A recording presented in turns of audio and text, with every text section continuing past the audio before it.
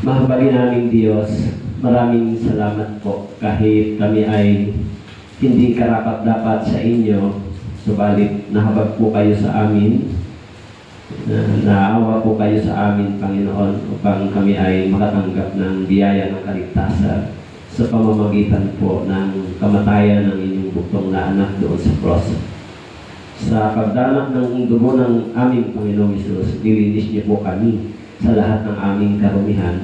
At ngayon, tinawag niyo po kami upang maging bahagi sa inyong kaharian sa pag-aaral, pangangaral ng Ebanghelyo at para po sa pagpapalago ng aming pananampalataya.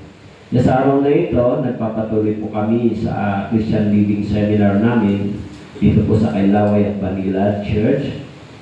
Pakisamahan niyo po kami, bigyan niyo po kami ng puso na nagpapakumbaba, nagpapaturo sa inyong harapan upang malaya ang Espiritu ng Diyos na magturo sa amin. Kung may mga bagay na hadlang sa amin, ito po ay inyong alisin at pakilagay din po ninyo ang salita sa bibig ng inyong lingkod. Maraming salamat po. Ito pong aming dalangin sa pangalan ni Jesus. Amen. Okay? So, ito po yung pangatlong session ng ating Christian Living Seminar. Okay? Christian Living in the Last Day. Kaya, dito sa Luke chapter 6, verse 46, okay, ito po yung ating key verse. Babasahin ko po sa Lucas chapter 6, verse 46. Sabi po dito, bakit tinatawag ninyo akong Panginoon, Panginoon, ngunit hindi ninyo ginagawa ang sinasabi ko? Sa Lucas chapter 6, verse 46. Tama po. So, kung titignan natin yung talata ay tatanong. Tama po? Question. Sabi ni Jesus sa mga disciples o sa mga believer, bakit tinatawag ninyo akong Panginoon, Panginoon, pero hindi ninyo ginagawa yung sinasabi ko? Okay. Siyempre, sino ba si Jesus? He is our Lord and Master. Tama po? Jesus is our Lord. Kaya, may tanong si Jesus, bakit tinatawag ninyo akong Panginoon, Panginoon, ngunit hindi ninyo ginagawa ang sinasabi ko? Okay. Kaya yung topic natin ngayon ay may title na The Obedience to the Master. Obedience. Tama po? Gaano ba tayo sumusunod kay Kristo bilang Lord, bilang Master? Tama po? Bilang Panginoon. Gaano ba tayo sumusunod? Sumusunod ba tayo sa salita? Sumusunod ba tayo kay Kristo? Okay, yun yung mahalagang tanong. Okay? Kaya tignan natin kung ano yung mga mahalagang aral na ituturo sa atin tungkol sa obedience, tungkol sa pagsunod. Tama po? Una, sabi po dito, this is the anonymous. Sabi po, obedience requires sacrifice and discipline, and sometimes stretching ourselves out of our comfort zone. Tama po? Yung pagsunod daw nangangailangan ng sakripisyo, disiplina. Kung minsan, sabi po dito, umaalis tayo sa mga comfort zone natin. Hindi ba? Kaya yung gospel, pag tinignan po ninyo, sa ating panahon ang gospel, hindi po tungkol sa sacrifice. Hindi tungkol sa paglabas sa comfort zone. Ang gospel po sa ating panahon, pag ipinapangaral ng halos maraming preacher, ay more on nag-gain, hindi nagsasacrifice. Ano po? More on na nag-gain ng mga bagay, hindi po nag-deny, hindi nagsasacrifice.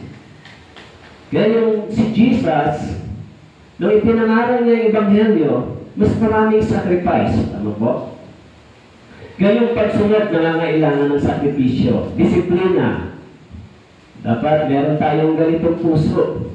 Kung tayo ay gustong sumunod sa Panginoon, kailangan magsasakripisyo tayo. Kasi iyon yung tama sa Biblia. Tama po? Hindi ka magiging. Tama po? Magsasacrifice ka para sa Panginoon. So, yung obedience ba ay conditional or unconditional? Okay. Halimbawa, sa mga parents dito, ang mga anak ba, conditional ba sila sa pagsunod o unconditional? Diba? Siyempre sa Diyos, ang pagsunod po ay hindi conditional. It is unconditional. Tama po? Once na ikaw ay naging anak ng Diyos, so, maging sa Israel, ang Diyos nagdidemand na dapat sundin niyo ang utos na ito. Okay po? Yes, sa Deuteronomy chapter 28 verse 1, sabi po ng Panginoon, kung susundin mo ang tinig ng Panginoon mong Diyos, maingat mong gagawin. Okay?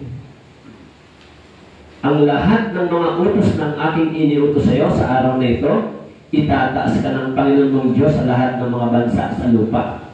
Actually, sabi mo dito,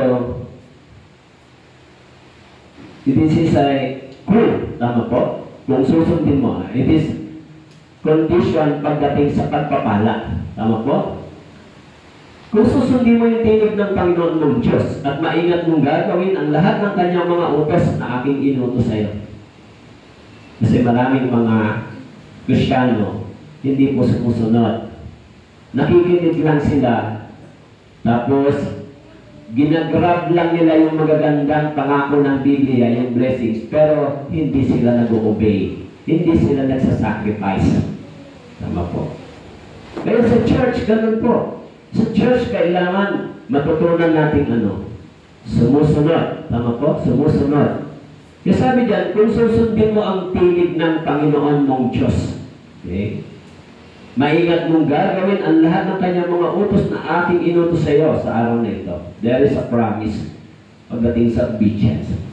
Pero maraming mga tao, hindi nila makayang sundin yung sinasabi ng Biblia, pero naniniwala sila sa mga pagpapala ng salita ng Diyos. Okay? Kaya sabi ko dito, sa Deuteronomy chapter 11, verse 13, kung inyong susundin ang mga utos na aking inutos sa inyo sa araw na ito, na ibigin ang Panginoon ninyong Diyos, siya'y paglingkuran ng iyong buong puso at kaluluwa. Sabi po, kung inyong susundin ang mga utos na aking inutos sa inyo sa araw na ito, na ibigin ang Panginoon ninyong Diyos. Okay? Ibigin. At sabi po rito, siya'y inyong paglilingkuran. Tama po. Iibigin at paglilingkuran ang ating Panginoon. Sabi ay, ibibigay ko ang ulan ng inyong lupain sa kanyang kapanahunan. Ang una at huling ulan upang inyong matipon ang iyong trigo, alak at langis. Oh. Yun yung promise ng Diyos, yung condition ng Diyos. Diba? Sinasabi dito, kung susundin mo, tama po? Kung iyong susundin, iibigin, paglilingkuran ang Diyos. Tama po? Ano ba nauuna? Pag-ibig sa Panginoon o pagsunod? Siyempre, mauna yung pag-ibig muna, bago yung pagsunod. Tama po? Kung hindi mo iniibig ang Diyos, hindi ka susunod sa Diyos. Kung hindi mo iniibig ang mga magulang mo, hindi ka susunod sa parents mo. Diba? Yan dito, sabi ng Bible, kung iibigin mo ang Panginoon at gagawin mo, sabi niya, ibibigay ko ang ulan, okay, ng inyong lupain sa tamang panahon. Ano po? Actually, ang Diyos, meron siyang mga kondisyon para tumanggap ng pagpapala ang tao. Diba? Dito sa mga talatang ito, may kondisyon. Kailangan mong sumunod para pagpalain ka ng Diyos. Tama po? Siyempre, kung hindi ka susunod, hindi wala kang blessings. Ano po? Ayun ang sabi, kung ikaw ay susunod diba? Bibigay ng Diyos sa ito Pero paano ako susunod sa Diyos? Baka magkamali kayo ng isipan. Minsan yung mga tao, ay susunod lang ako sa Diyos, pero diyan sa church hindi, sa pastor hindi. Ay nagkakamali po kayo ng isipan. Dapat ang church, ang nagtayo ay ang Diyos. This is God's institution. Itinayo ito ng Diyos para sa atin. This is God's family. Siyempre, nilagay yung pastor para mga laga. Hindi ba? Sinabi ng Bible na yung pastor ay inilagay ng Diyos upang i-feed. Tama po? I-feed. Kaya sabi ni Jesus kay Peter, Peter, do you love me? Yes, Lord. Feed my lamb. Kung hindi kayo susunod sa pastors at sa church, hindi kayo ma-feed, hindi ba? Yung salita ng Diyos, lumalabas sa bibig ng nagtuturo. Tama po? Pero sabi rito, kung susundin mo yung salita, okay? Yung sabi, kung masikap mong papakinggan ang tinig ng Diyos, gagawin ang lahat ng utos na ito na aking inyutos sa iyo sa araw na ito. Kung masikap mong papakinggan at gagawin, tama po? Hindi lang nakikinig, kundi gagawin. Tama po? Yung sabi po, sapagkat pagpapalain ka ng Panginoon, mong Diyos. Okay? Kung masikap mong gagawin, paano kung ayaw kong gawin yung salita ng Diyos? Ay sabi, hindi ka pagpapalain, kasi yun ang sinasabi ng Bible Kung susundin mo siya, kung gagawin mo siya, pagpapalain ka ng Panginoon mong Diyos na gaya ng ipinangako niya sa iyo. Ikaw ay magpapautang sa maraming bansa. Ngunit hindi ka mangungutang. Ikaw ay maghahari sa maraming bansa. Ngunit hindi ka nila paghaharian. Actually, this is God's promise sa Israel. Kapag naging masunurin kayo, ang Diyos ang magpapala sa iyo. Yun din sa church. Ano po? So, yung mga masunurin bang Kristiyano, tumatanggap ba sila ng pagpapala sa Diyos? Yes. Yan sa church, yung mga masunuring brothers and sisters, tumatanggap sila ng kalinga, pagpapala sa Diyos. Subukan po ninyong maging masunurin sa church. Subukan po ninyong gawin yung Christian life ninyo ng masigasig sa church. Hindi nyo mapapansin, maalwan ang buhay. Kahit may problema, hindi ganun kabigat. Kahit na yung material na bagay, hindi mo mapapansin na nagkukulang ka. Ano po? Kasi sabi po, yung pagpapala ng Diyos sa tao ay sapat. Ano po? Kaya sabi po, pagkatapos si Moises at ang matatanda sa Israel ay naglupa sa taong bayan na sinasabi, tuparin ninyo ang lahat ng utos na iniutos ko sa iyo sa araw na ito. Kaya yung Bible, sinabi dito sa Old Testament, ibinigay yung unang law sa mga Israelita at ang sabi diyan, nag-demand ang Diyos ng obedience. Tama po? Nag-demand. Sundin mo, tuparin mo yung lahat ng utos. Tama po? Lahat ng utos. May utos ang Diyos, di ba? Sa atin ba, may utos ba ang Diyos? Yes, sa church. Yung mandato ng pagpapahayag ng Ebanghelyo dati ay sa Old Testament, ang mga Israelita ginamit ng Diyos para maging witness. Sa pamamagitan nila, ang dakilang kapangyarihan ng Diyos ay nahayag in the Old Testament. Wala pa pong naisulat na Biblia at that time. So sa pamamagitan nila, ang Diyos ay nagpakita ng mga malalaking himala. Kaya ang mga Gentiles sa paligid, nalalaman nila kung ano ang nangyayari sa Israel na ginagawa ng Diyos. Nagkaroon sila ng fear. Ano po? Maging yung mga Israelita nang tumawid sa dagat na pula, narinig ito ng maraming mga hentil. Sabi nila, ang Diyos ay sumasama sa bayang ito. Ano po? Kaya dahil doon, nalaman nila na ang Diyos ay gumagawa sa pamamagitan ng bansang Israel. Okay?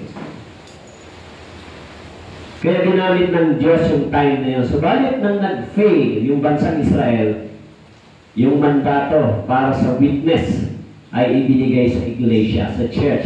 Kaya sinabi doon sa Bible, doon po sa Acts chapter 1 verse 8, bibigyan kayo, darating ang banal na Espiritu sa inyo, bibigyan kayo ng kapangyarihan ng banal na Espiritu upang maging witness. Tama po? Sa Isaiah chapter 40, yung Israel tinawag para maging witness. Pagdating ni Jesus, yung church ginawang witness. Tama po? Tayo yung mga witness. Pero sabi ng Biblia, Bago ka maging witness, dapat maging masunurin ka. Tama po. Obey the words of God. Kaya sinasabi, kung inyong diringgin ang buong tiyaga ang tinig ng Panginoon mong Diyos, Exodus 15 verse 26, at iyong gagawin ang matuwid sa kanyang mga mata, at iyong susundin ang kanyang mga utos, at iyong tutuparin ang lahat ng kanyang mga batas, wala akong ilalagay na karamdaman sa iyo, nagaya ng inilagay ko sa mga Egyptyo, sapagkat ako ang Panginoon na nagpapagaling sa iyo. Kung iyong diringgin ang buong tiyaga ang tinig ng Panginoon mong Diyos, kung iyong diringgin ng buong tiyaga. Kaya yung mga Israelita, kailangan nilang pakinggan yung salita ng Diyos. Tama po. Yung church, ganun din. Tama po. Dapat tayong nakikinig ng Biblia. Pagka tayo ay naligtas, dapat tayong matuto sa salita ng Diyos. Di ba? Pero, kung hindi masunurin sa salita ng Diyos, kung hindi masunurin sa church, hindi po matututo. Kung ang mga kabataan hindi kayo sumusunod sa pastor sa church, hindi po kayo matututo. Hindi kayo matuturuan. Kasi yung church nagtuturo ng godly life, godly principles. Sa labas, anong ituturo? Pagiging makasanlibutan pamumuhay. Na, kung ayaw nyo sumunod sa church, hindi kayo magpapasakop sa church, ibig sabihin nun, ang masusunod sa inyo, hindi yung sinasabi ng Biblia. Ang masusunod sa inyo, yung sariling gusto at isipan. Ano po? Ayaw ko niyan. Gusto ko yung gusto ko. So kung gano'n, papunta saan yan? Papunta sa pagkawasak. Yung mga taong ayaw sumunod sa salita ng Diyos, ayaw sumunod sa Biblia, sa words of God, walang mabuting bagay na kahihinatnan niya sa dulo. Alam niyo ho ba yan? Kaya, laging sinasabi ng Biblia, kung inyong diringgin ang buong tiyaga, kung inyong gagawin, susunod. So, sabi ng Bible, wala akong ilalagay na karamdaman sa iyo. This is God's promise. Actually, promise din sa atin ng Diyos. Kung tayo ay magiging masigasig at masunurin sa Ebanghelyong ito, sa salita ng Biblia, maaari proteksyonan tayo ng Diyos. Ingatan tayo ng Diyos. Pero kung matigas ang ulo, ayaw sumunod, ayaw ng Diyos. Yung bansang Ehipto, nang sila po ay matigas ang ulo sa Panginoon, pinarusahan ng Diyos. Matigas yung ulo ng Paraon, di ba? Ilang beses siyang sinabihan, ito ay galing sa Diyos, hanggang mamatay sila doon sa dagat na pula. Ayaw niyong kilalanin yung Diyos. Okay? Yan, sabi po, sa awit 106 verse 3, mapalad silang sumusunod sa katarungan na sa lahat ng panahon ay gumagawa ng katwiran. Ito po yung utos at batas ng Diyos. Katarungan. Tama po? Ang Diyos ay makatarungan. Yung sabi, mapalad silang sumusunod sa katarungan. Mapalad. Di ba? Ano bang gusto ng tao? Blessings lang, pero hindi susunod. Ang problema dyan, pag susunod tayo, may kasamang sacrifice yun. Kung gusto natin sumunod sa Panginoon, may kasamang sakripisyo. Hindi pwedeng wala. Kasi part siya ng ating obedience. Pero yung sacrifice natin, mayroon namang kapalit. Tama po? Kaya sabi diyan, mapalad silang sino? Silang mga sumusunod. Pero kung hindi po sumusunod, pansinin po ninyo yung mga Kristiyano na hindi masunurin sa church, ang dami laging problema. Tama po?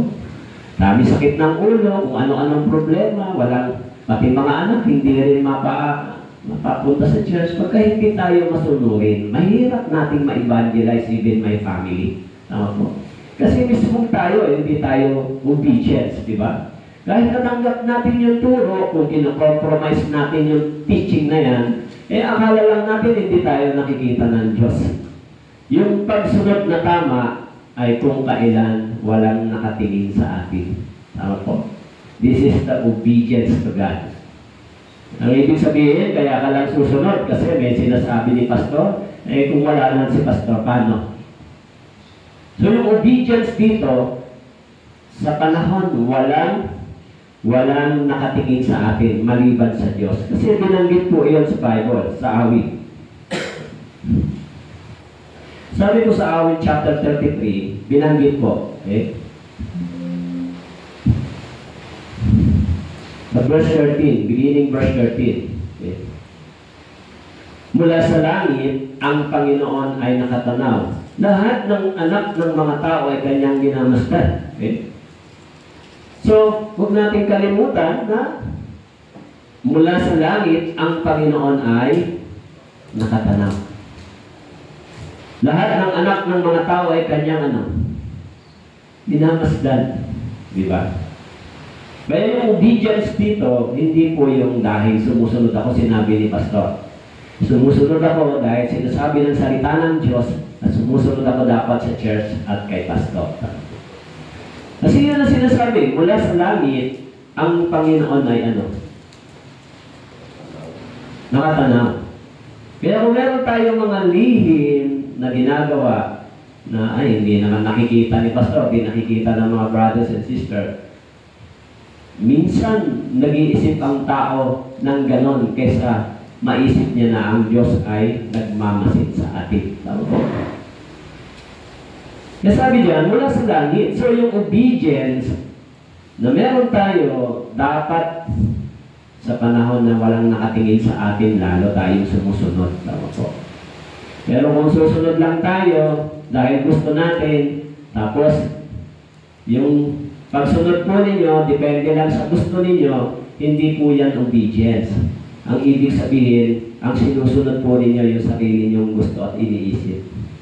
Pero pag sumusunod po kayo sa church, sa Bible, sa pastor, sa church, sumusunod po kayo, ibig sabihin, sumusunod kayo sa Biblia.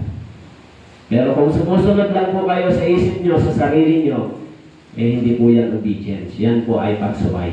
Ano po? Sa mga Israelita, sabi ng Panginoon, sundin nyo yung mga salitang ito. Sino po ang nagsasabi, nangangaral sa kanila? Si Moises. Tama po? Ang sabi ni Moises, ito ang sinasabi ng Diyos sa inyo at sa atin, sundin natin yung salita. Di ba? So kung gano'n, yan yung sinasabi ng Biblia. Okay? Yung sabi po, siya na sa mga puso, sabi, mula sa kanyang damong tahanan, sa awit chapter 33 verse 14 and 15, mula sa kanyang dakong tahanan ay nakatingin siya sa lahat ng naninirahan sa lupa. Nakatingin. Sino po ito? Yan po yung Diyos. Tama po? Nanonood ang Diyos sa atin. Alam ng Diyos. Walang bagay na lihim sa Panginoon.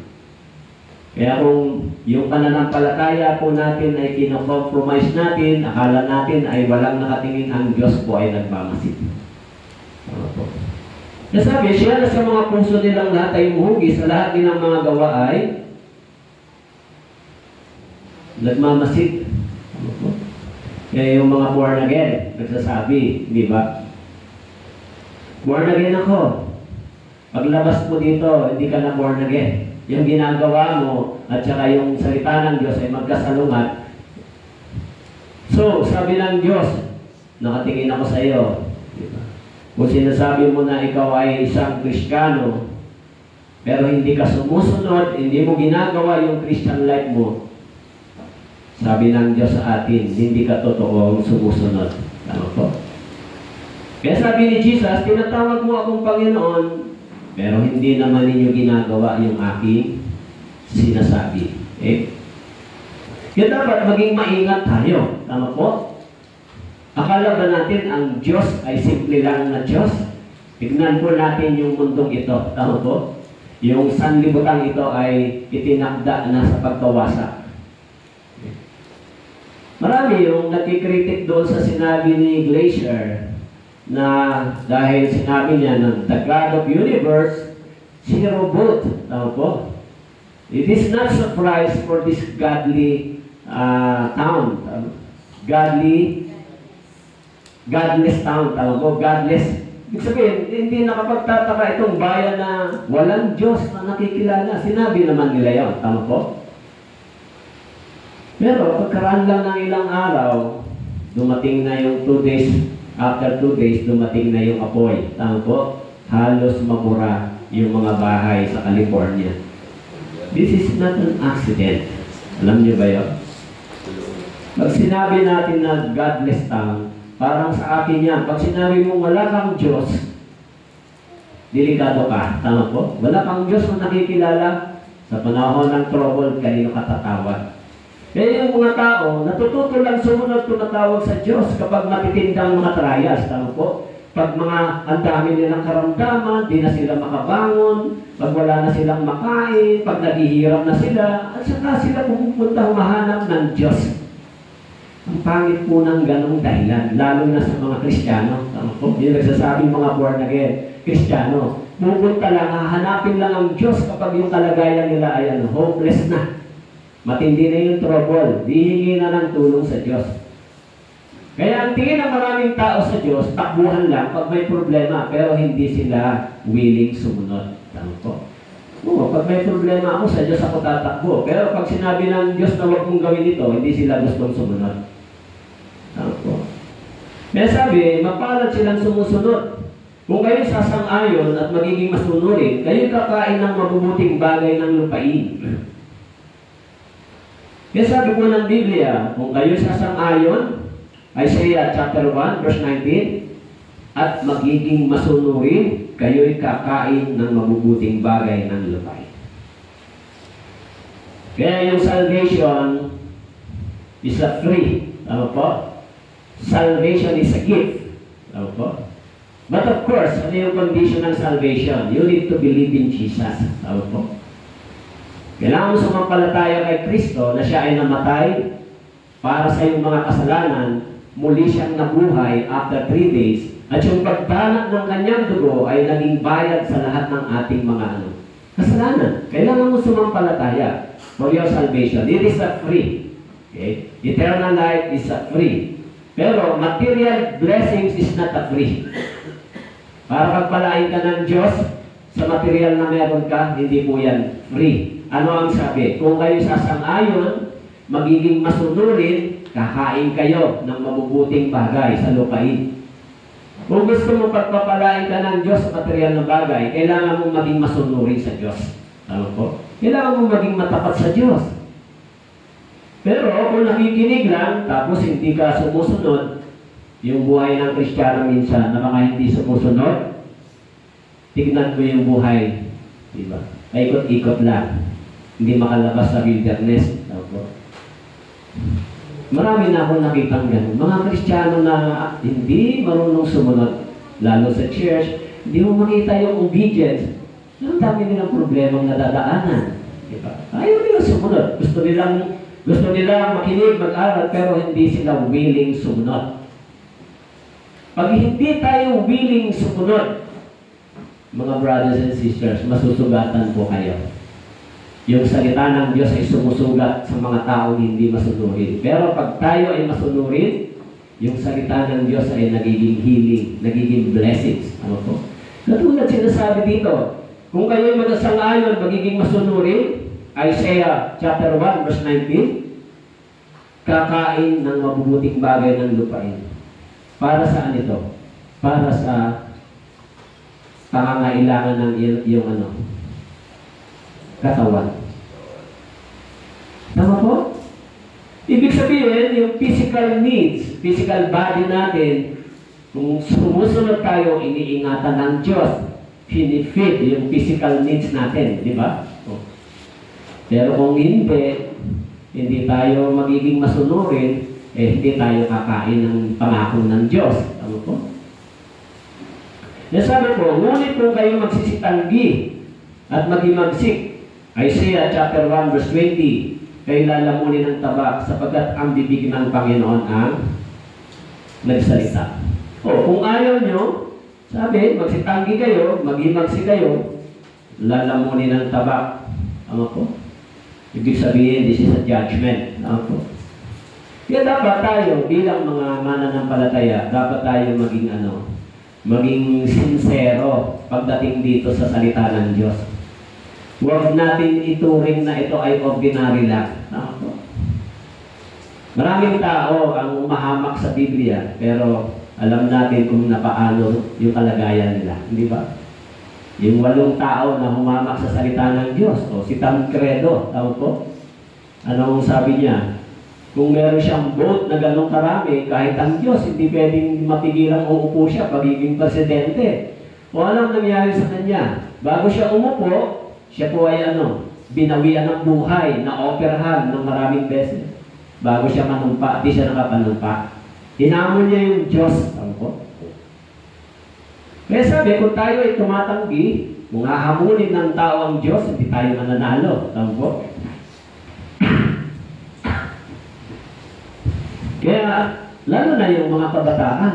Diba? Malalakas ang loob ng mga kabataan. Hindi nila nalalaman kung ano ang ano. Alam niyo ba, sinabi ng Bible, na kung tumatanggi ang mga tao sa pagsaway, ano po ang sabi dyan? Sabi po,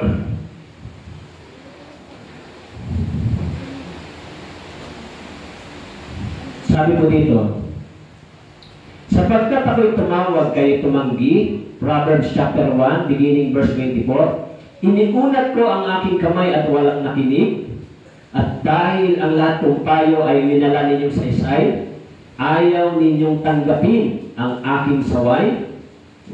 Ako naman ay tatawa sa inyong kapahamakan. Ako'y manunuya kapag ang takot sa inyo ay dumating. Ano po ang sabi? Proverbs chapter 1, verse 24. At verse 21 sabi, dahil ang lahat kong payo ay winala ninyong saysay, ayaw ninyong tanggapin ang aking saway. Ano po? Ayaw tanggapin yung Biblia, yung truth. Sabi, ako naman ay tatawa sa inyong kapahamakan. Tama po? Nakakatakot ito. Tama po? Kaya yung mga tao, sinasaway ng Diyos, sinasaway ng Biblia. Tama po? Pero may mga tao ayaw maniwala, ayaw sumunod. Hindi. Gusto kong lumakad sa sarili kong gusto. Kung gano'n, sabi ng Biblia, tatawa ang Diyos saan? Sa iyong kapahamakan. Tama po? Kaya sabi po dito, kapag ang takot ay dumating sa inyo na parang bagyo, verse 27, at ang inyong kapahamakan ay dumating na parang ipo-ipo, kapag ang hirap at hapis ay dumating sa inyo, kung magkagayo, tatawag sila sa akin, ngunit, hindi ako sasagot. Hahanapin nila akong mabuti, ngunit hindi nila ako matatagpuan. Bakit po? Kasi sabi, sapagkat, ano po ang sabi? Sapagkat kinamuhian nila ang kaalaman at hindi pinili ang takot sa Panginoon. Ayaw nila sa aking payo, hinamak nila ang lahat kong pagsaway. Iyon yung sinasabi ng Biblia. Sa mga tao, ayaw kilalanin yung Bible. Ayaw kilalanin yung salita ng Diyos. Pastor, salita lang ng Diyos ang kikilalanin ko, yung church hindi. Kung ganon, may problema ka, di ba? Dahil yung church, ginamit ng Diyos para ang salita ng Diyos ipangaral. Itinayo ng Diyos. Sabi po ng Bible, sino po ang nagtayo ng church? Si Jesus, sabi po sa Acts chapter 20:28, di ba? That this church purchased by the blood of Christ. So, kaya yung lahat ng mga naliligtas, inilalagay saan? Sa church. Pagdating sa church, ang sabi, turuan silang sumunod sa lahat ng ipinag-uutos. Turuan. Kaya mayroong pag-aaral ng salitang obedience. Turuan silang sumunod. Usually, yung mga tao, matigas yung mga ulo. Kaya, kailangan basagin sila ng words of God. Kahit sinasabi na ng Biblia, mapapahama ka, pupunta ka sa impyerno. Pero dahil matigas ang kanilang mga ulo, ayaw nilang kilalanin yung Biblia. Pero minsan sa church, ganun din. May mga tao, ayaw nilang kilalanin yung Biblia.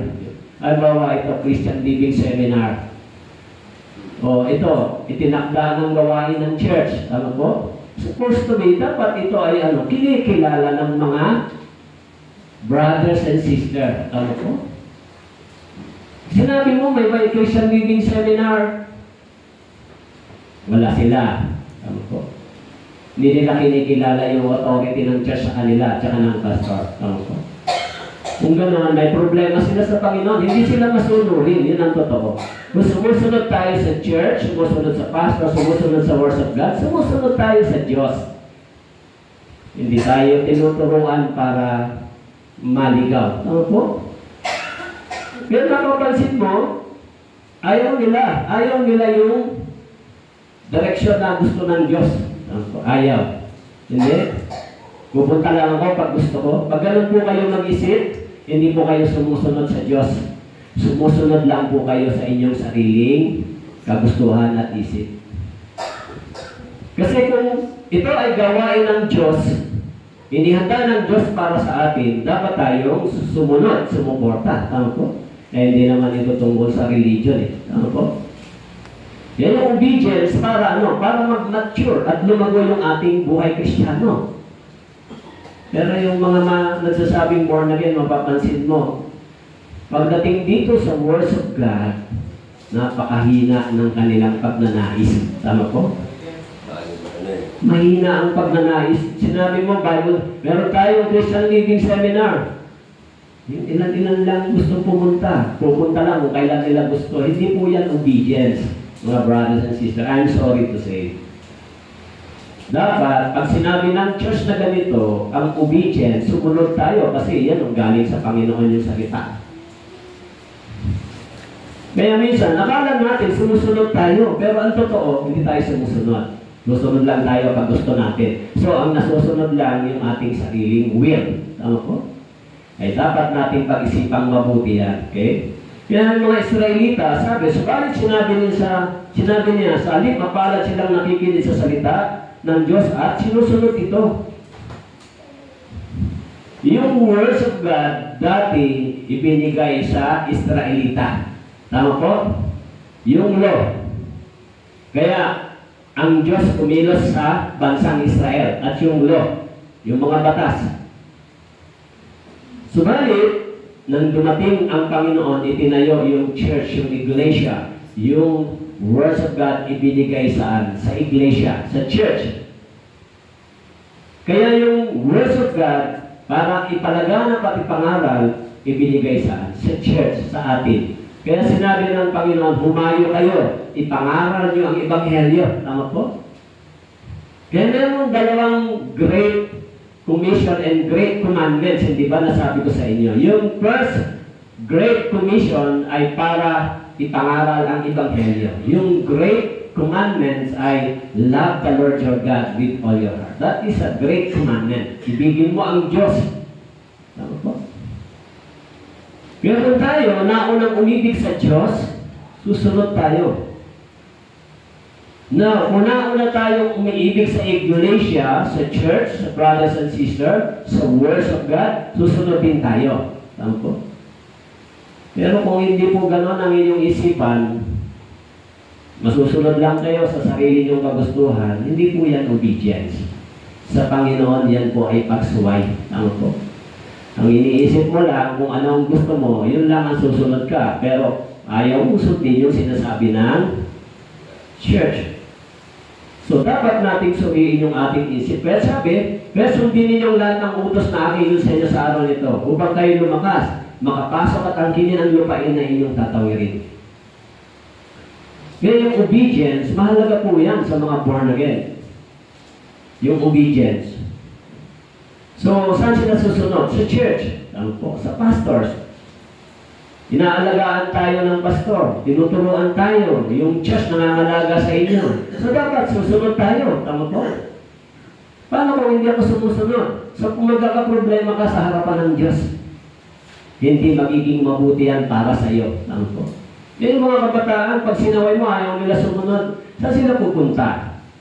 Hindi mo nga alam kung saan ka papunta eh. Tama po? Kaya sabi ng Bible, kung susundin ninyo lahat ng utos na akin ninyo sa araw na ito, upang kayo lumakas, makapasok at angkinin ang lupain na inyong tatawirin. Upang kayo mabuhay ng matagal sa lupain na ipinangako ng Panginoon sa inyong mga ninuno, ibibigay sa kanila sa kanilang binhi, isang lupain dinadaluyan ng gatas at pulot. Ano po sabi rito? Upang kayo'y mabuhay ng matagal. Tama po? Kaya kung tayo, hindi ba, yung words of God, Hindi po ito lang para matuto tayo. Po? Yung words of God, inuhubog tayo para maging maging masunurin na Kristiyano. Diba? Kasi sabi po, yung mga Israelita, dinimand sila ng Diyos na dapat kayong sumunod. Po? You must obey first. Diba?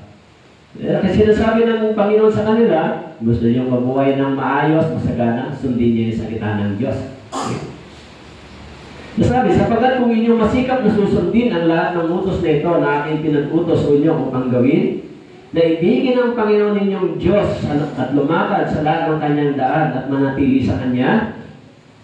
Deuteronomy chapter 11, verse 22, and verse 23, palalayasin ng Panginoon ang lahat ng mga bansang ito sa harapan ninyo.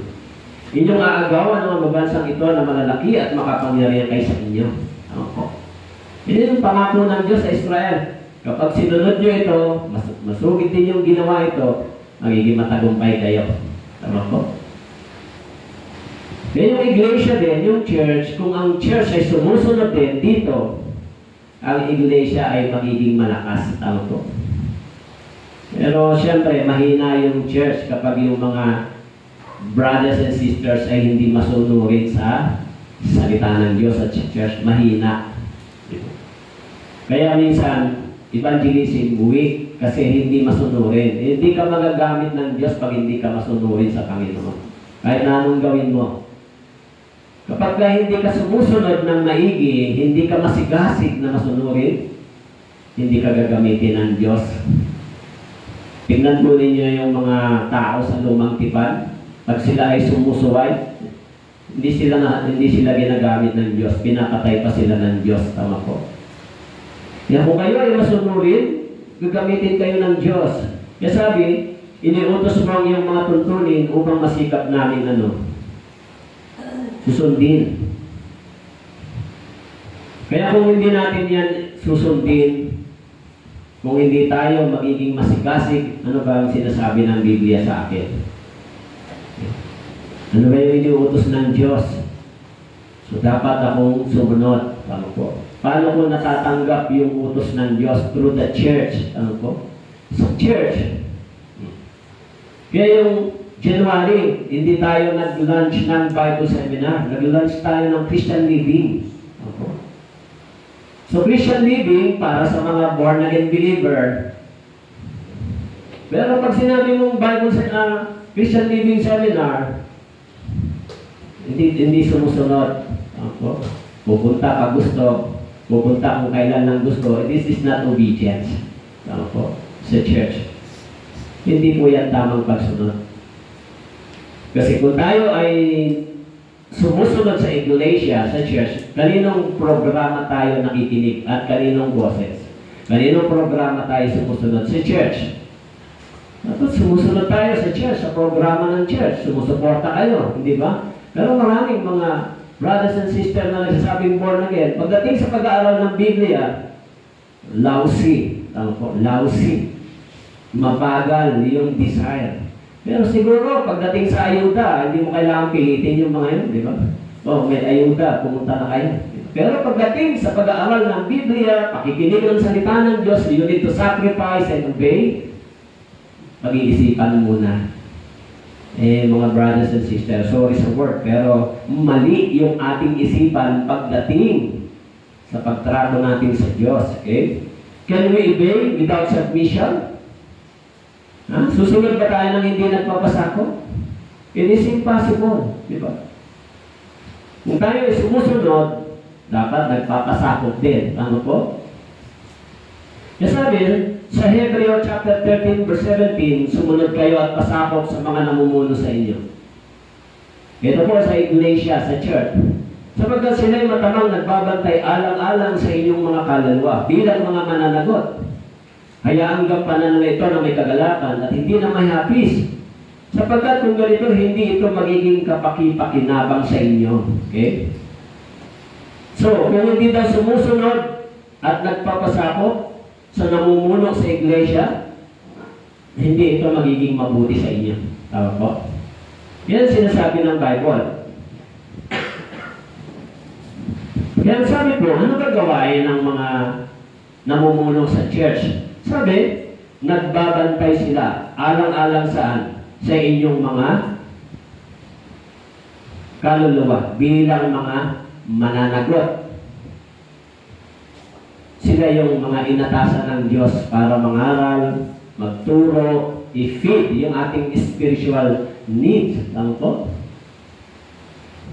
Kaya kung kayo po ay hindi po natututunan na sumunod at pagpasako, hindi po kayo nakikinabang sa mga pagtuturong ito. Hindi po kayo makifit. Kasi requirement yung obedience and submission. Tama po? Kung hindi po kayo sumusunod sa church, wala po kayong ganon, ang dating po ninyo sa church ay religiosity lang. Ay, magsisimba ako dyan kasi dyan ako nag-church. Ay, ayaw ko sa Catholic. Pero, ang katotohanan, yung ating espiritu ay hindi tunay na nafe-feed, hindi nakakakain ng salita ng Diyos. Tama po? Yan sabi, hayaan gampanan nila ito na may kagalakan at hindi na may happy sapagkat kung ganito, hindi ito magiging mabuti at pakinabang sa inyo. Kaya kung hindi sumusunod, pag pinayuhan mo, ayaw sumunod, pupunta lang pag gusto, hindi yan magiging magandang pakinabang para sa inyo. Tama po? This is the sign of your unsubmission and disobedience. Tama po? Hindi nagpapasakop sa church. Dapat, kung ano yung programa ng church, susunod tayo, magpapasakop tayo. Yun ba yung tama? Yun ba yung tama? Ano programa ng Philippine Life Mission sa pangkalahatan? Susunod tayo, magpapasakop tayo. Sa iglesia, ganun din. Pag meron tayong retreat, dapat tayo sumuporta. Pag meron tayong pre-meeting, dapat tayong pumunta. Pag meron tayong mga gawain pangkalahatan, dapat tayong tumulong.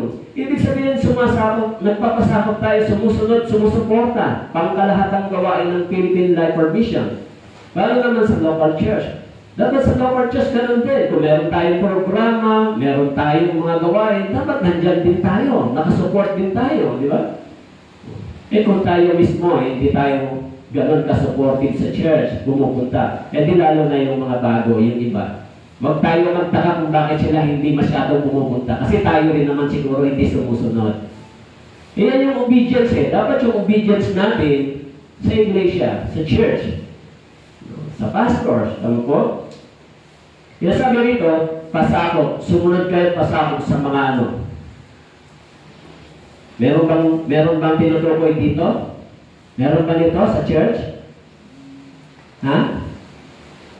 Eh kung hindi po kayo sumusunod sa taong yan, at nasusunod kayo sa inyong sarili, eh, yan po yung tawag ng disobedience.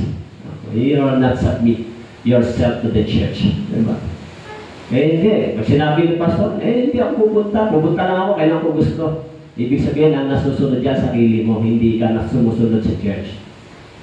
Kailangan makita po natin yan. Bakit po? Kasi hindi na tayo mga baby Christian. Hindi tayo ipinanganak na bago. Kung matagal na kayo sa church, dapat kayong masigasig na sumusunod sa salita ng Diyos. Kung mga beginners, okay lang yun. Minsan, para mga baby pa sila. Tama po? Pero kung matatagal na tayo sa salita, matagal na tayo nakikinig, tapos ang hirap pa nating mapaliwanagan na sumunod, dapat nyo i-check kung ligtas pa talaga kayo o hindi. Para hindi mahuli yung lahat. Kaya sabi, yung sabihin, tunay na ang pangaral na aking kinaumian, hinahawak ko ng aking puso ang pagsaway. Hindi ko sinunod ang tinig ng aking mga tagapagturo o ikiniling mula ng aking pandinig sa aking mga guro. Tignan mo yung Proverbs. Sabi po, at iyong sabihin, tunay na ang pangaral ay aking kinamuhian, hinamak ng aking puso ang pagsaway. Hindi ko sinunod ang tinig ng aking mga tagapagturo o ikiniling ko man ang aking pandinig sa aking mga guro. So, malinaw dito na mayroong nagtuturo na ginagamit ng banal na espiritu. Tama po? Kaya kami, instrumento ng salita ng Diyos para ipangaral ang Ebanghelyo. Pero hindi amin ito. Hindi akin yung words of God na ito. Ito ay inilalagay sa atin upang ipangaral sa atin. Kung walang nangangaral dito, walang pastor sa church, paano tayo susunod? Masusunod na lang tayo sa gusto natin dito. Sasabog ito. Tama po? Kung tayo ay kanya-kanyang gusto, hindi. Sinabi ng church, ng pastor, meron tayong Christian living, may gawain ganito. So, dapat lahat tayo susunod doon. Tama po? Pero, kung hindi ka susunod doon, gagawa ka ng sarili mong programa. Ay, hindi. Pag gusto ko lang, doon ako pupunta. Dapat tanggalin po natin yan sa ating isipan. Kasi sumusunod tayo sa salita at sa salita ng Diyos at sa iglesia, sa church. Tama po? At sabi dito, sumusunod tayo sa ating tagapagturo. Obedience po kasi yan eh. Pag obedience, medyo matalas yung salita ng Diyos. Kasi mas marami kasing Kristiyano hindi masunurin. Kaya minsan, yung words of God, pag hindi tayo sumusunod, maniwala po kayo, lalapirutin niya ng inyong mga puso, susugatan kayo, pipira-pirasuhin kayo ng Diyos yung puso po ninyo. Pag hindi po kayo masunurin sa Panginoon. Anong ibig sabihin ng lalapirutin? Pipigain kayo. Habang kayo ay sumusubay, hindi sumusunod, masusugatan yung mga pride. Tama po? Kasi ang gusto lang natin masunod ay ako. Iwanan natin yung sarili natin. You need to deny yourself. You need to obey sa iyong master. Tama po? Pag sumusunod kayo dito, sumusunod kayo kay Jesus. Sumusunod tayo sa Diyos. Ako po, hindi po ako ang nag-uutos sa inyo. Ako lang ang nagtuturo. Kasi ako ginamit ng Panginoon para ipangaral ang Ebanghelyo. Pero hindi po ako may-ari dito. Tama po? Kaya dapat nating maintindihan po yun. Subalit hinihing namin sa inyo mga kapatid na inyong igalang ang mga nagpapagal sa inyo, namumuno sa inyo sa Panginoon, nagtuturo sa inyo. Lubos ninyo silang igalang na may pag-ibig dahil sa kanilang gawain. Magkaroon kayo ng kapayapaan sa isa't isa. Sabi, lubos nyo silang igalang na may pag-ibig dahil sa kanilang gawain. Ano ang gawain ng mga taong nagpapagal sa inyo? Ano ang pinagpapagala ng mga taong yan? Alam niyo ba kung anong pinagpapagala ng mga taong yan? Ito. Aralin yung Biblia, hanapin yung kahulugan, yung meaning para maituro ng tama sa nakikinig. That is the labor of the teacher, of the pastors. Hindi naman yan madaling gawin. Diba? Kailangan mo manalangin. Kailangan mo sabihin sa Diyos, ano ba ang dapat dito, Panginoon? That is the labor of the pastors. Pero, pag sinabi mo meron tayong Christian living, akala nyo ba, yung pagtuturo na ito, hindi pinagpupuyatan, hindi pinaghihirapan, hindi pinagsasakripisyohan? Akala siguro ng mga brothers and sisters, walang ganun nangyayari. Kasi pupunta lang sila pag gusto nila, pag ayaw nila, hindi. Mga brothers and sisters, baguhin natin yun. Tama po? Alam nyo ba kung gaano ang labor dito? Hindi po madali magawa. Pero sa iba, hindi nila naiisip na gano'n kahalaga ang pag-aaral at pakikinig. Pinaglalayburan ito. Hindi po ito. Pinagsasakripisyan po ng oras at panahon ito. Siguro hindi nyo lang nakikita behind the pastors and the evangelists kung ano yung ginagawa nila. Para lang ituro ito. O kaninang umaga, nagising ako. Gagabi nagising ako alas 11. Para tapusin pa yan. Alas 11. Natulog ako alas 2. Tahimik doon ka mag-aaral, magbabasa, alanapin.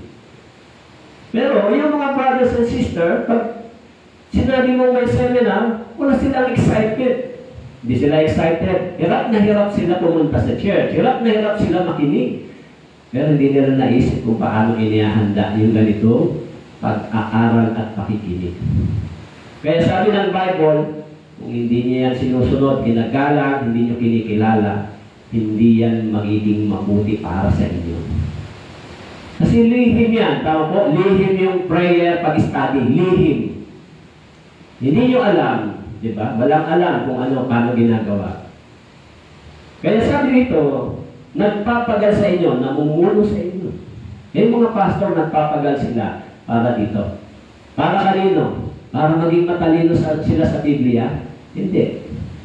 Para yung mga brothers and sisters, sabi ni Jesus, Peter, do you love me? Yes, Lord. Feed my lamb. Sa totoo lang, kung ako ang tatanungin nyo, kung ang Diyos ang tatanungin natin, ano ba mas mahalaga? Pagkain ng katawan o pagkain ng espiritu? Siguro ang tao, pag tinanong mo, mas mahalaga yung pagkain ng katawan ko. Pero pag ang Diyos tinanong mo, mas mahalaga yung pagkain ng espiritu mo dahil yan para sa eternity. Tanong ko, pagkain ng katawan mo, temporary lang, mamamatay din yan. Tanong ko. Pero kung ang Diyos ang magsasabi, this is a precious. Diba? Kaya mahalaga natin maintindihan yung obedience. So, obedience and submission will go together. Yung pagsunod, pagpapasako, magkasama yan. Hindi po yan magkahiwalay. Kaya sa church, pag tayo tinuturuan, ay dapat natututunan natin magpasako at sumunod.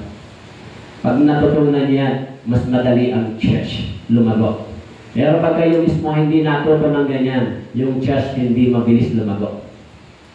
Kasi mismo kayo nakikita, hindi kayo ganun ka-desirable, hindi kayo ganun ka-active para sa salita. Paano yung mga bago? Lalo na sila. Kung sila mismo, tayo mismo hindi tayo nagpapahalaga sa salita, di lalo na yung mga bagong inaakay natin. Diba?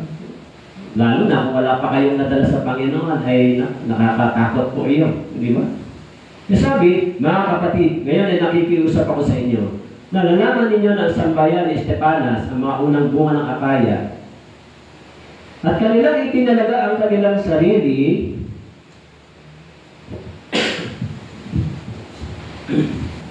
sa paglilingkod sa mga banal. Hinihiling ko sa inyo na kayo ay pasakop sa kayong mga tao at sa bawat isa na gumagawang kasama nila. Paglilingkod saan? Sa mga banal, paglilingkod sa iglesia, sa church, sa mga brothers and sisters. Diba?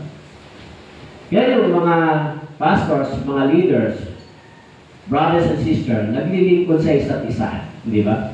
Halimbawa, pag meron tayong fellowship, yung mga brothers and sisters dyan, nagluluto, namamalengke, nagdadala ng pagkain, tumutulong dyan, pag sinabi ko, brother, kayo dito, ganun. Gumagawa sila.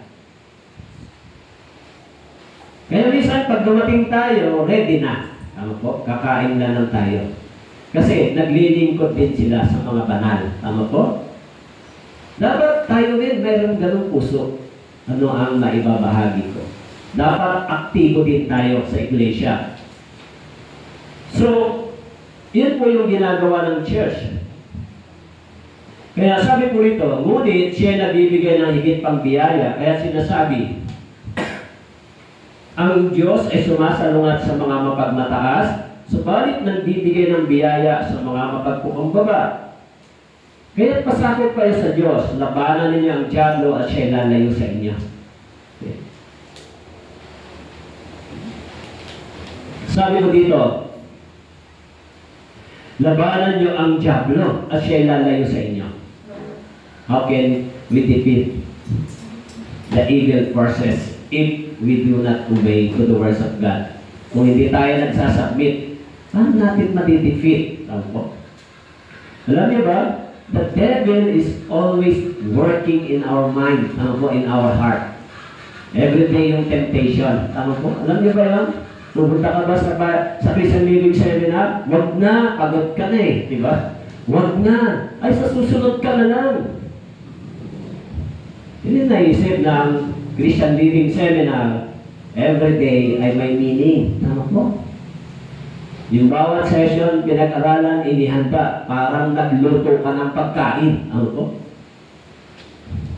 Kaya, pagka alam ng diablo na ikaw ay tumatanggi na, sususulang ka na lang. O, sige, ka na pumunta. Kung kailan mo lang gusto. That is the evil mind. Ano po? Hindi po yan sumusunod sa Diyos. Yung mga Kristiyano, kapag narinig nila, Bible, Christian Living Seminar, kailangan nandun ako. Bakit po? Dahil gusto ko? Hindi, dahil ito ay sa church, dahil ito ay programa ng Diyos para sa akin. Tama po? Kasi, bakit? Pag nandun ako, mafi-fit ako spiritually. Matututo ako lalo. Yan dapat yung iniisip natin, di ba? Ibig sabihin, binavalue natin ito. Pero subukin mong imbitahin sa mga handaan, kainan, birthdayan, o kung imbitahin ka ni Mayor, siguro di ka makatanggi. Imbitahin ka ng mga taong kilala, di ka makakatanggi. Nakakaya eh. Pero pag sa Diyos, pag-aaral ng salita ng Diyos, ang bilis mo lang tumanggi. So, sino ang Diyos? Ano po? Dapat tumatanggi tayo sa mga taong yan, kahit na ba ano pa siya, tatanggi ako. Basta kung tungkol para sa Panginoon, ay mas mahalaga ang Diyos kaysa sa akin, kaysa sa dito eh. Ano po? Dapat ganun tayo mag-isip. Hindi mahalaga yung mga bagay kung ang Diyos ang ating pinagpapantayan. Eh, useless yan. Dito ako sa panig ng Diyos. Yun ang obedience. Walang kondisyon. Ano po? Pinipili ko talaga yung panig ng Diyos. Doon talaga ako. Kahit naimbitahan pa ako ng presidente o sino man, eh, meron po kasi akong ano sa Panginoon, may commitment. Ano po? Dapat ganun tayo mag-isip. Kaya sabi, kahit di naman kayo mga kabataan, pasakop kayo sa matatanda, kayong lahat ay magsuot ng kapakumbabaan sa inyong pakikitungo sa isa't isa, sapagkat ang Diyos ay sumasalungat sa mga palalo, ngunit nagbibigay ng biyaya sa mga mapagpakumbaba. Kaya dapat tayong hindi sumasalungat sa church o dito sa Biblia. Sa totoo lang, kapag hindi po maayos ang Christian life po ninyo, hindi po kayo maayos na Kristiyano, marami kayong mga disobedience, hindi po kayo makakatagal sa church. Opo. Bakit hindi kayo makakatagal sa church? Mag-struggle po kayo. Laging ang diablo ay nagbabantay sa inyo.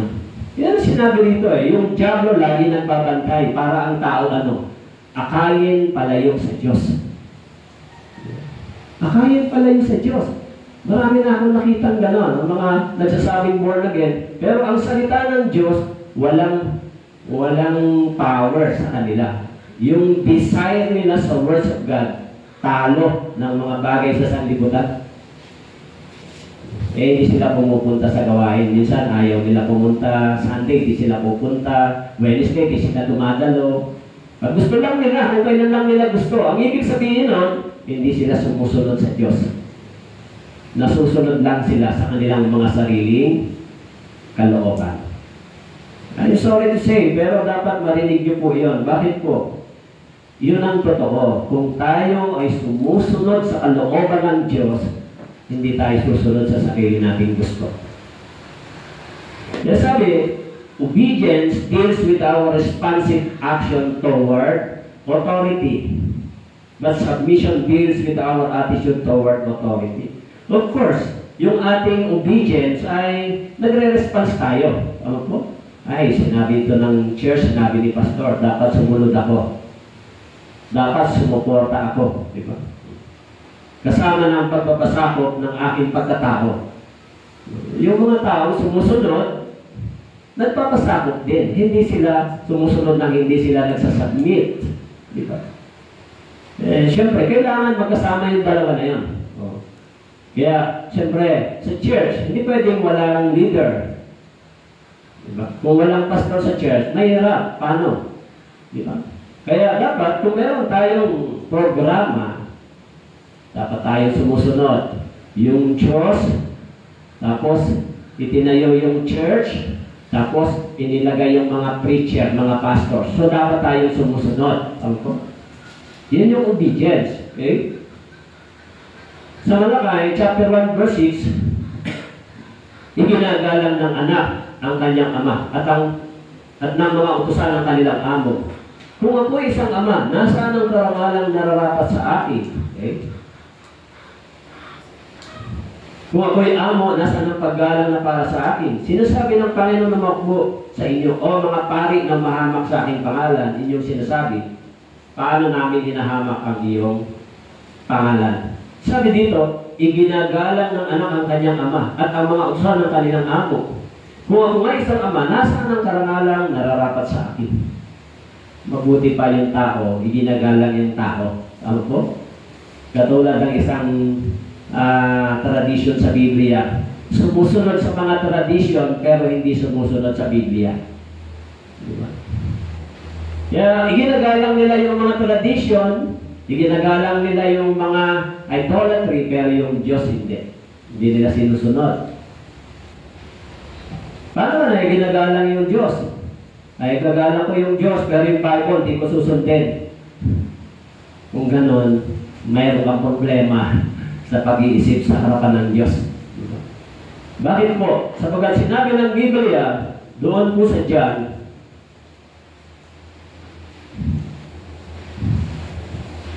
John chapter 1, sa simula ay ang salita, at ang salita ay kasama ng Diyos, at ang salita ay Diyos.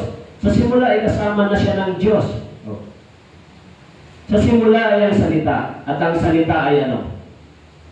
Kasama ng Diyos, at ang salita ay Diyos. It means the Bible is the words of God. The Bible. Paano to naging Diyos? Naging tao ang salita. Tama po? Kaya si Jesus Christ sa una ay salita at naging tao ang salita. Kaya sabi ni Jesus kung hindi kayo umiinom ng aking dugo at kumakain ng laman, wala kayong bahagi sa akin. Anong meaning nun? Umiinom ng dugo. Ang ibig sabihin, kung hindi kayo kasama ko na nagsasakripisyo, you will sacrifice for me, at hindi kayo kumakain ng tinapay ng salita ng Diyos, wala kayong bahagi kay Jesus. Ano po? Sabagat sabi ng Bible, si Jesus ay tinapay ng buhay. The words of God is tinapay ng buhay. Ano po? Kaya sabi diyan, ang salita ay ano? Diyos. Sa simula ay kasama na siya ng Diyos. Kaya kung susunod lang ako sa Diyos, pero hindi sa salita ng Diyos, ay may problema po. Tama po? Yung salita ng Diyos ay galing sa Diyos. Ano po? Sa bibig ng Diyos. Kaya wag po kayong magkamali. Kaya sabi po diyan, the divine obedience to God, sa pamamagitan nito tumanggap kami ng biyaya at pagka-apostol para sa pagsunod. Saan daw? Sa pananampalataya sa lahat ng mga bansa dahil sa kanyang pangalan. Maging si Pablo, sabi niya, para sa pagsunod sa pananampalataya. Ano po? Ito ay banal na pananampalataya. This is a divine faith. Ano po? Sumusunod tayo sa pananampalatayang ito. Dati, sumunod tayo sa maling pananampalataya. Tama po? Sumunod ba kayo dati sa maling pananampalataya? Dati, napaka-masigasig sa maling pananampalataya. Hindi ba? Ano, halimbawa, pag panahon ng fiesta, o ikaw ang hermano, tama po? Magkano gastusin mo? Pagkatapos, anong mangyayari sa araw na yon? Puro inuman, puro kasiyahan. Gusto ba ng Diyos yon? Sabi ng Bible, yung mga manginginom, di makapasok sa karya ng langit. So, yung fiesta, kaninang programa? Programa ba ng Diyos yon? Hindi. Programa ng religion. Ikaw ang maganda, galing sa pera mo, kailangan mong mangutang, gagastos ka. Pagkatapos na magkainan, maiwan ka. Ikaw maglilinis ang lahat ng pinagkainan. Pagod na pagod ka pa. Diba? Ikaw na gumastos, ikaw na magugas ng plato. Tapos, sumungay ka naman sa gusto ng Diyos. Hindi naisip ng tao yun. Ano po? Kaya, minsan, yung pagsunod sa pananampalataya, dapat yung tamang pananampalataya. Di ba? Kaya yung isang ninong ko na nung dati, nung hindi pa siya nakakapunta sa church, pagdating ng fiesta, talaga naman nagkakatay ng 3 baboy, ang dami naging tao. Yan ang problema pagkatapos ng fiesta. Ang daming hugasin, lilinisin, di ba? Tapos nung nakapasok siya sa church, na-realize niya, ano pakinabang ko dito? Itinigil niya. Bandang mo rin, mga tao, hindi na siya nagustuhan. Ano ba yan? Hindi ka nalagaano sa Diyos. Hindi naman para sa Panginoon yan. Tama po? Sabi niya, kaya mga kapatid, sinasabi ko sa inyo, alang-alang sa karabagan ng Diyos, inyong ialay ang inyong mga katawan. Okay? Sabi po ni Pablo, ialay ang inyong mga katawan, isang handog na buhay, banal na kasiyasiya sa Diyos. Sa Diyos na siya ninyong makatwirang paglilingkod. Kaya yung ating katawan, magagamit natin para sa pagsisilbi, sa pagsunod. Di ba? Itong katawang ito. Habang buhay pa tayo, magagamit natin ito. Nung hindi pa tayo Kristiyano o born again, yung katawan natin, ginagamit ng dyablo para mag-produce ng mag-produce ng maraming sin. Tama po? Dati, yung gawain natin ay sin. Di ba? Sinful life. Pero nung na-born again tayo, ngayon yung katawang ito, dapat gamitin ng Diyos sa mga bagay na banal na layunin. Tama po? Kaya dati, hindi natin ginagamit ito sa church. Di ba? Di tayo nagsasakripisyo, di tayo nagpapagal. Pero ngayon, yung katawan natin, ginagamit na natin para sa Panginoon. Tama po? Hindi ba ninyo nalalaman na kung kanino ninyo inaantog ang inyong sarili bilang alipin sa pagsunod, kayo mga alipin niya na inyong sinusunod? Romans chapter 6 verse 16, kayo mga alipin niya na inyong sinusunod, maging ng kasalanan tungo sa kamatayan o ng pagsunod tungo sa pagiging matuwid. Sabi ni Pablo, hindi niyo ba nalalaman kung kanino ninyo inaantog ang inyong sarili bilang alipin sa pagsunod? Diba? Noong una, alipin tayo ng kasalanan. Kahit ayaw natin, ginagawa natin yun. Pero ngayon, hindi na tayo alipin ng kasalanan. Sapagkat sabi rito, tayo ngayon ay alipin ng pagiging matuwid. Tama po? Dati, nasa ilalim tayo ng kapangyarihan ng kasalanan. Tama po? Alipin tayo ng kasalanan. Kaya sabi ni Pablo, kung kanino niyo inaandog ang inyong sarili bilang alipin sa pagsunod, kanino tayo sumusunod ngayon? Sumusunod ba tayo sa Diyos o sa sarili natin? Di ba? So, sabi ko dito, pinili at itinalaga ng Diyos Ama, ginawang banal ng Espiritu upang sumunod kay Kristo at mawisikan ng kanyang dugo, biyaya at kapayapaan nawang sa inyo sumagana. Kaya sabi ko rito, pinili at itinalaga ng Diyos Ama, ginawang banal ng Espiritu upang sumunod kay Kristo. Okay. Mawisikan ng kanyang dugo. Okay. Kaya tayo ay mga pinili at itinalaga ng Diyos. Mga pinabanal. Tama po? Ang ibig sabihin ng pinili, hindi po before salvation. After salvation. After salvation, naunawaan natin yung salvation, yung kaligtasan natin, isa tayo sa mga inahabagan ng Diyos. Kaya sabi diyan, ginawang banal ng Espiritu upang sumunod. Ano po? Upang sumunod. Now, paano ako susunod? Kung wala po kayo sa church, hindi po kayo makakasunod. Okay? Kung hindi rin po kayo sumusunod sa pastoral sa church, hindi po kayo makakasunod sa Diyos. Kasi tingnan po ninyo sa lumang tipan. Una, tinawag ng Diyos si Adan. Tapos tinawag ng Diyos si Lamech. Tapos tinawag ng Diyos si Noe. Tinawag ng Diyos si Abraham. Tinawag ng Diyos si Isaac. Tinawag ng Diyos si Jacob. So maraming mga leader sa Bible na tinawag ng Diyos para manguna. Now, sa church, sa iglesia, maraming mga pastors tinawag ng Diyos para manguna sa church. Tama po? But of course, hindi lahat ng church totoong mga pastors ang nagtuturo. Kaya sabi dito, binisikan ka ng dugo. Okay? So, ang pagsunod ay bunga ng pag-ibig natin sa Diyos. John chapter 14, verse 15, kung ako ay inyong minamahal, ay tutuparin niyo ang aking mga utos. Tama po? Kung ako ay inyong minamahal. So, anong mauna? Pag-ibig o pagsunod? Mauna muna yung pag-ibig sa Diyos. Tama po? Mauna muna nating mamahalin ng Diyos bago tayo susunod sa Diyos. Tama po? Panginoon. Yung pattern ng pag-ibig ng Diyos ay makikita natin kay Jesus. Di ba? Sa Romans chapter 5 verse 8 sabi ron, ipinakita ng Diyos yung kanyang pag-ibig sa atin, namatay si Jesucristo nung tayo ay makasalanan pa. Tama po? Yung pag-ibig ng Diyos ipinakita sa pamamagitan ni Christ. Tama po? Kaya mauna muna yung love to God bago yung obedience. Tama po? Kaya yun po muna yung dapat mangyari. Pag inibig natin ang salita, hindi pwedeng hindi tayo makikinig. Ano po? Sapagkat ito ang pag-ibig sa Diyos na ating tuparin ang kanyang mga utos at ang kanyang mga utos ay hindi pabigat. Sabi ko, hindi pabigat. Pero maraming mga Kristiyano, ang Biblia ay mabigat. Tama po? Pero yung Biblia, hindi pabigat. It is a blessing. Nasabi diyan, ito ang pag-ibig ng Diyos. Sapagkat ito ang pag-ibig sa Diyos. Yung pag-ibig daw sa Diyos, tuparin ang kanyang mga utos. Yun ang pag-ibig sa Diyos. Sabi ni Jesus, sabi niyong iniibig niyo ako, hindi niyo naman tinutupad ang aking mga utos.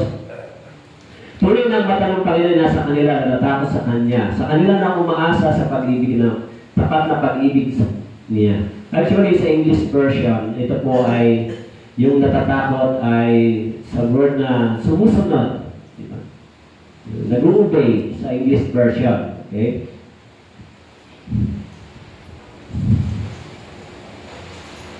Nalalaman ng Panginoon ang mga araw ng mga walang kapintasan at ang kanilang mana ay mananatili magpakailanman.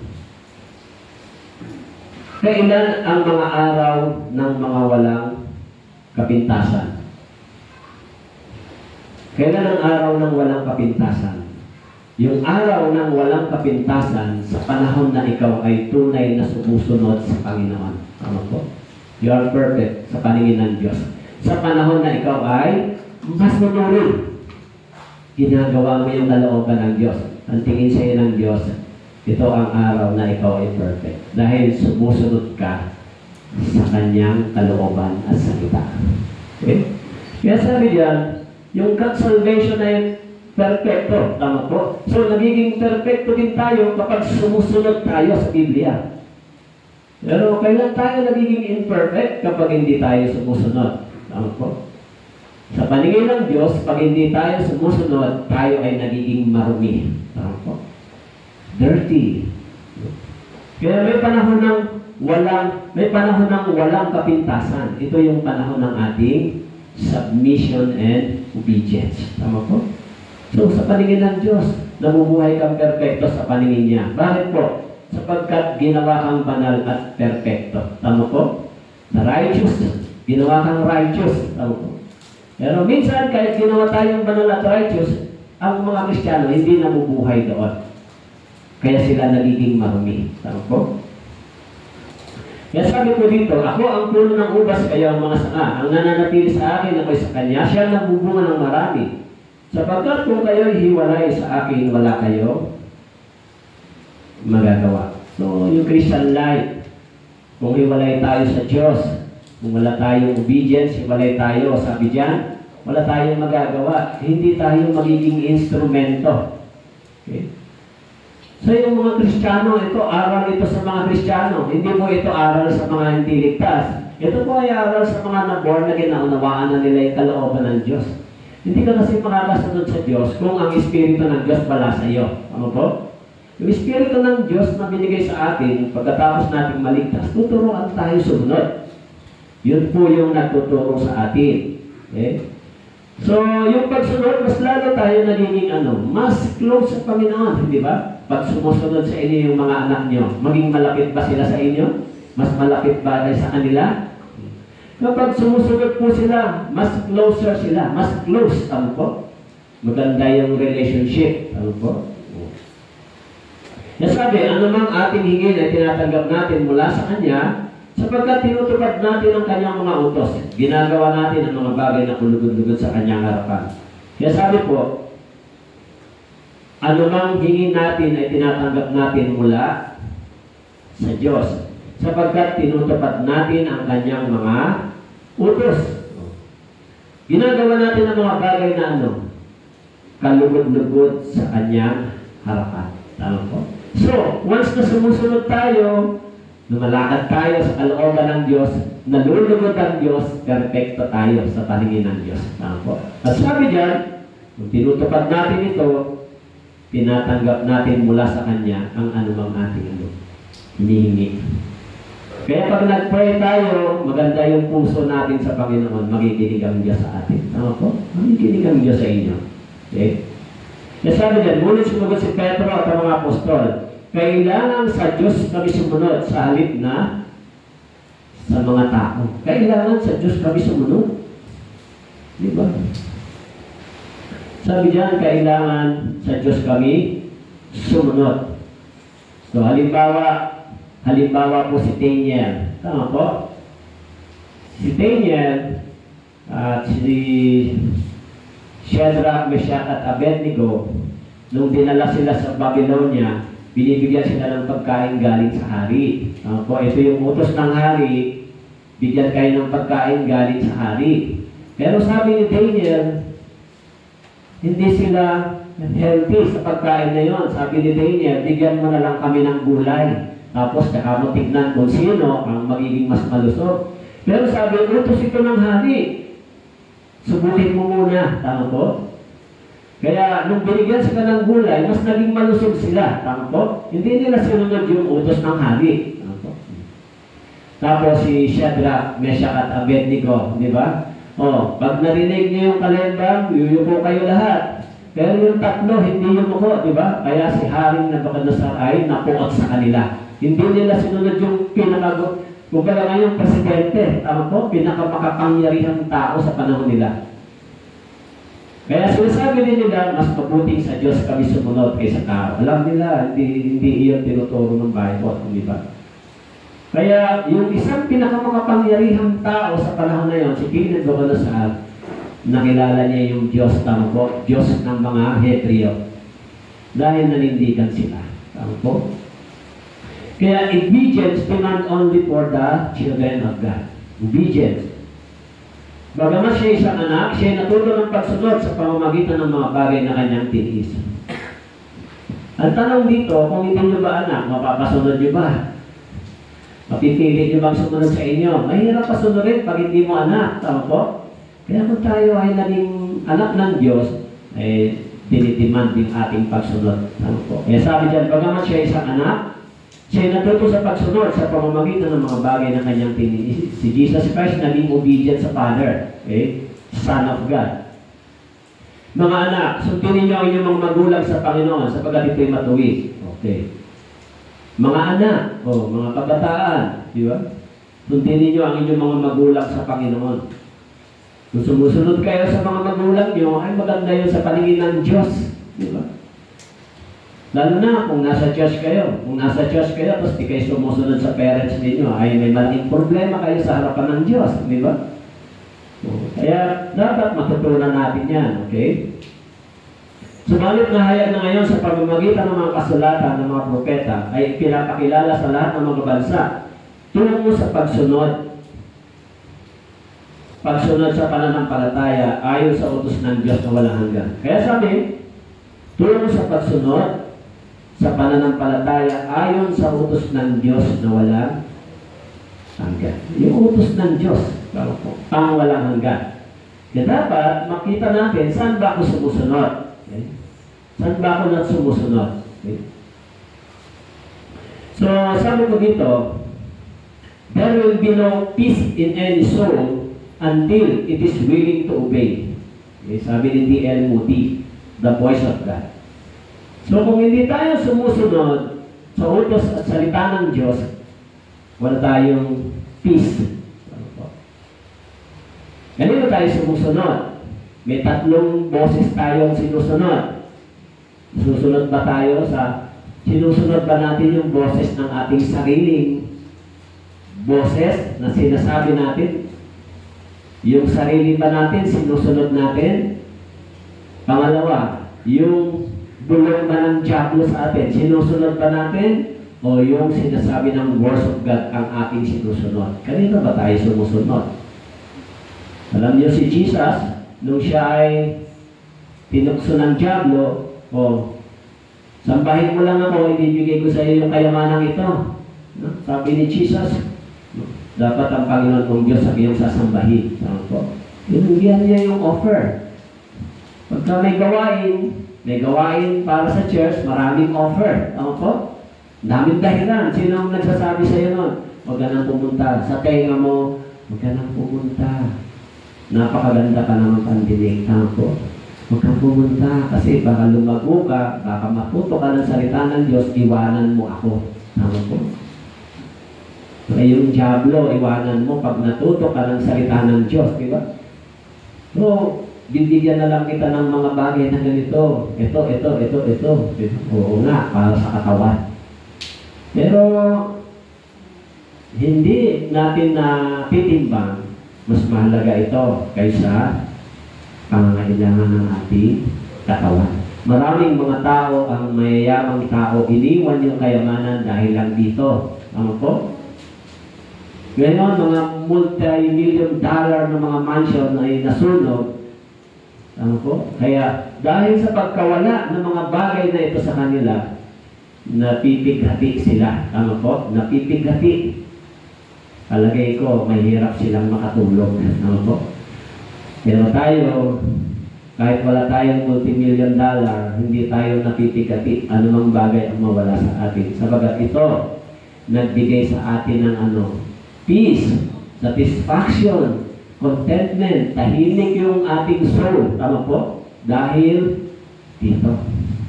Dahil alam natin, mas mahalaga yung relasyon sa Diyos. Tama po. Kaya, what comes first? Love to God or obedience? Siyempre, mauna yung pag-ibig. Tama po? So, paano ko ibigin ang Diyos? Ibigin mo yung words of God, ibigin mo yung church. Tama po? So, pag iniibig mo yung church, iniibig mo yung salita ng Diyos, iniibig mo yung Diyos. Kasi lahat yan galing sa Diyos. Sumusunod ka sa church, sumusunod ka sa pastor, sumusunod ka rin dito sa Biblia, sumusunod ka sa Diyos. Tama po? Hindi lang naman kayo ang sumusunod dyan eh. Pati rin ang mga pastor dapat sumunod. Tama po? Pero kung hindi yung sinusunod yung pastor, hindi kayo nakikinig, hindi kayo na-advise sumusunod, you're totally disobeyed. You're totally sinasalungat yung gawain ng Diyos. Tama po? Kaya may mga kabataan minsan, ayaw nilang sumunod sa pastor, ayaw nilang makinig sa pastor. You're totally yung pag-suway at hindi pagsunod ay katulad ng pagre-rebelde sa church. This is a rebellious. Tama po? Hindi ka sumusunod sa parents, hindi siya rebellious. Tama po? Hindi ka sumusunod sa church, hindi siya rebellious. Tama po? So, kung gano'n, magkakaproblema ka. Tama po? So, kaya dapat maisip natin, ano mauna? Love muna sa Panginoon. Kapag iniibig ko ang Diyos, susunod ako sa Panginoon, susunod ako sa church, susunod ako sa pastor sa church. Tama po? Kasi sila yung nangangalaga sa inyo. Tama po? Sila yung nangangalaga, nagle-labor para sa spiritual feeding. Tama po? So, kahit na, siguro, hindi ako nakiklaim ng authority. Hindi ako nakiklaim ng anuman dito sa inyong harapan. Pero nakiklaim ako na dapat sumunod kayo dahil ito yung kalooban ng Diyos. Tama po? Hindi ako makikinabang doon kung susunod kayo. Kayo ang makikinabang at mapapabuti kung susundin niyo yan. Tama po? So, kung inaakay nga tayo sa mga inuman, inaakay tayo sa mga sugalan, sa mga kung saan-saan lugar, dismissan o anumang bagay, napapasama nga tayo di ba? Bakit pag inaakay tayo sa church? Inaakay tayo makinig ng Biblia, di ba? So, dapat matimbang natin yon. Yung mga Kristiyano siguro pag in-invite kayo doon sa mga kainan ng mga leader ng susama kayo Pero pag sa church, next time na lang ako. So, I'm sorry to say, mga born-again believer, magbago na dapat ng pananaw. Hindi po tama yan. Yan ay pagre-rebelde sa harapan ng Diyos. Dapat, pagka meron tayong ganito, dapat kasama ako. Dapat support ako. Dapat makikinig ako. Bakit po? Sapagkat yan ang gusto ng Diyos para sa atin. Tama po? Huwag natin pakinggan yung tenga natin, sarili natin. Kung ako makikinig sa tenga, sabi na, tigilan mo na yan, pagod ka na. Dami mong ginagawa. Sumuko ka na, umayaw ka na. Biro mo, araw-araw, lakad ka, araw-araw, gawa ka ng sermon. 7 sermon, sumigil ka na, papagod ka na. Hindi. Sinasabi ko sa sarili ko, hindi. Kasi ito ay importante, hindi lamang sa inyo, sa paningin ng Diyos. Tao po. Hindi kayo ng Diyos na tungkulin yan eh. Hindi pwedeng hindi gagawin. Kahit sabihin mo pang pagod ka, kailangan bumangon ka. Kahit sabihin mong masakit katawan mo, kailangan gawin mo yung gawain mo. Bakit po? Kasi yung motivation, minamahal mo ang Diyos. Ano ang hindi mo kayang gawin para sa Diyos pag inibig mo ang Diyos? Walang bagay na hindi ka magagawa. At kapag sumunod ka, bibigyan ka ng Diyos ng kaginhawaan. Tama po? Giginhawa ka. Hindi mo mararamdaman yung pagod dahil yung Diyos tinutulungan ka para magawa mo yung kalooban niya. Intindihan niyo po? So, love muna bago obedience. Kung hindi niyo totoong minamahal ang Diyos, kunyari lang susunod, pero hindi talaga sumusunod. Di ba? So, sana i-check natin yung ating sarili. Pero tayo manalangin. Dakilang Diyos, nagpapasalamat po kami sa inyong salita. Tulungan niyo po kami na masunod po namin ito. Ibigin po namin kayo, yung mga brothers and sisters na nagkukulang. Dali niyo po sila sa pagkaunawa, pagsisisi. Dali niyo po sila na ma-realize nila kung gaano na hindi nila nagagawa ang tungkulin nila sa inyo. Salamat po sa inyong salita sa araw na ito. Pagpalain niyo po ito. Ito po ang dalangin sa pangalan ni Jesus. Amen.